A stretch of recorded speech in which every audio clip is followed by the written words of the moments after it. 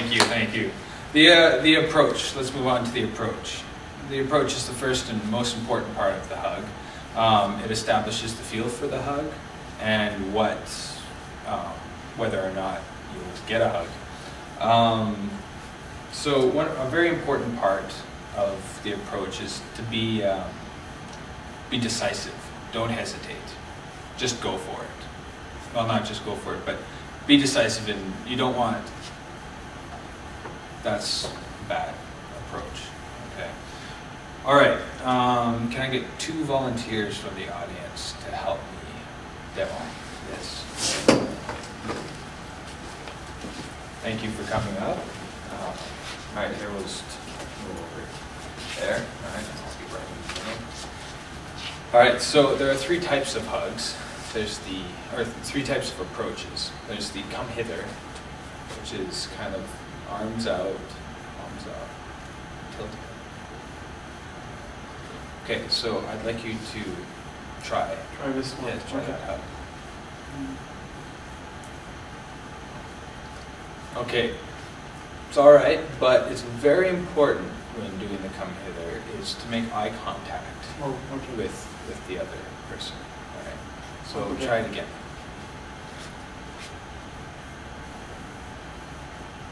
Okay, how did that feel? Well, I liked the tilt of the head. I thought it was welcoming. Yes, the tilt, it adds a casual feel to it. It's not as rigid. Okay. Any questions about the come hither? No? Yes? If you do the come hither wrong, is there a risk? I mean, I guess there's always a risk that someone won't reciprocate the hug, right? Yes, there's always a risk. And okay. I mean, rejection is something you have to deal with. I mean, you're over here first. Yes. Well, could you say "come hither," or does that undermine the sort of non-verbal nature of this hug? The come hither is a non-verbal hug.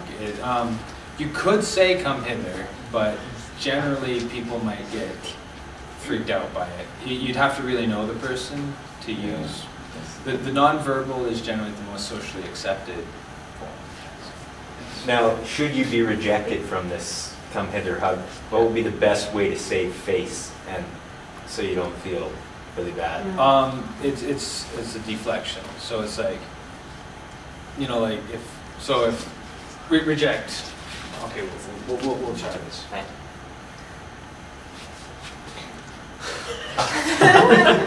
Right? Perfect. So it's just like, you know, like, so you weren't even looking at that person. It's like you're looking. Not bad. So, okay. Just go for it is another approach to the for a hug. So I'd like you to just go for the hug, decisive, strong. All right. Okay. All right.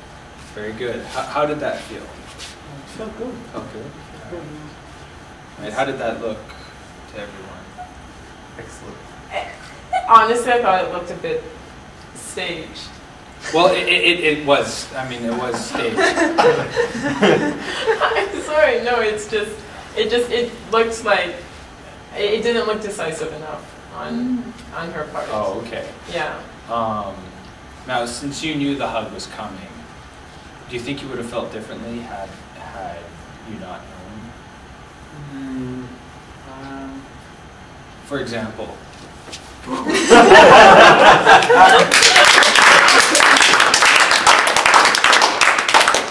was kind of surprising. Yes.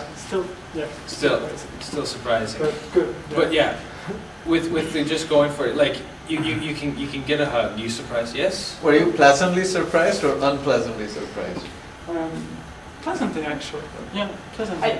It's just the first 1 second I was not sure of what was going to happen, actually, and if it was really needing to happen. If someone's trying to tackle you, or if they're trying yeah, to exactly. I mean, it's you know. Oh, sorry, I was just. It looked to me like the just going for it hug is a much more selfish hug, isn't it? It's for personal gratification. It is in a way, But you can also sometimes, if someone looks like they need a hug, or you just want to acknowledge or show that person how much how happy you are to see There them. was a lack of eye contact when you hugged him. That's which the is thing. Interesting. Eye contact is important. I just went for it. I tried to surprise him because he didn't expect it coming. Eye contact establishes that, like it's, you can see the hug coming, and then you can prepare for it either by like, no. The hands out. Yeah, hands out is a good way to stop it, or like getting ready for it. Or just maybe even like huddling up, like. Yeah. Just. That's generally a no for a hug. Just so you know, if you're ever going for a hug, if someone's like, if you've made eye contact, you're going for it, and they're like, they don't really want to hug you. If you feel that person really does need a hug, but they give you this hands down treatment, should you continue with the hug, or Like a military perhaps- person, for example? Pardon me? Like a military person, or a... But A perhaps. soldier type thing? Well, yeah, maybe a soldier needs a hug too. I'm not sure, but just any person at all, if their arms are down, should you continue with the hug, or just? I would say, if you really feel the person needs a hug, go for it, right? But with the go for it hug, if you sense the person isn't receptive for the hug, you proceed at your own risk. Generally you might get rejected. Usually nothing's going to happen. Like the person might be like, "Get off me." But you might want to be careful if it's a big guy named Butch or something like that, with Or the someone tattoo with of a good eye. lawyer or something. What? They could. Well, you could be sued in some cases. That's true. Oh yeah. Yeah. Well, If you persist with the hug. That's So is there a time limit for a rigid hug? Like 1 second, 2 seconds? yeah. Well, if someone's not just give them the hug. If they reciprocate, you can. But if they stay like that, you back off right away. And generally, there's always a risk, but I don't think people are gonna press charges. depending on how long. Well, 1 second, you're not gonna Okay, you're not 1 gonna- second. If they've pushed you off and you keep holding, Okay. that's yeah. why when someone tries pushing you off, you always. We'll get into that hug Good idea to later. Let go. All right. Finally, just ask. Oh, Like, okay. just ask for a hug. Sure. There, that was very pleasant. Can I have a hug? Can I get a hug, please? Anything like that is good. All right.